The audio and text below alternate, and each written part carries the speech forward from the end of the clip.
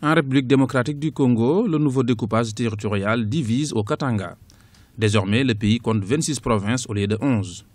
Si dans le reste du pays, ce découpage passe aux yeux de la population, au Katanga, nombreuses sont les personnes qui ne partagent pas cette décision. Les Katangais s'opposent à ce découpage parce que déjà, il faut parler de l'histoire. Il y a l'histoire des Katangais qui fait que les Katangais veulent une certaine cohésion de leur région, l'attachement au Katanga, comme ils aiment le dire.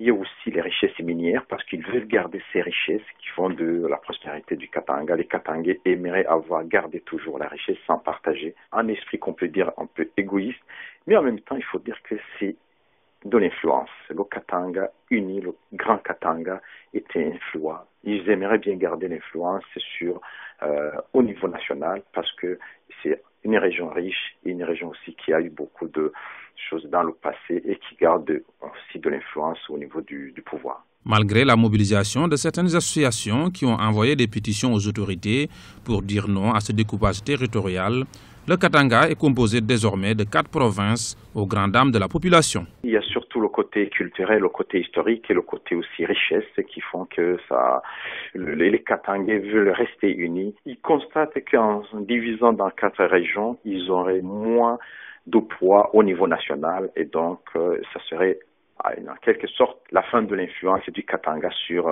les affaires qui se passent à Kinshasa. Le Katanga joue un rôle majeur dans l'économie du pays.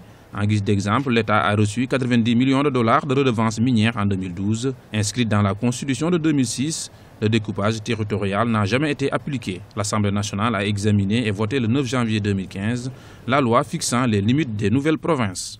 Le projet de loi a été promulgué le 28 février 2015 par le président de la République, Joseph Kabila.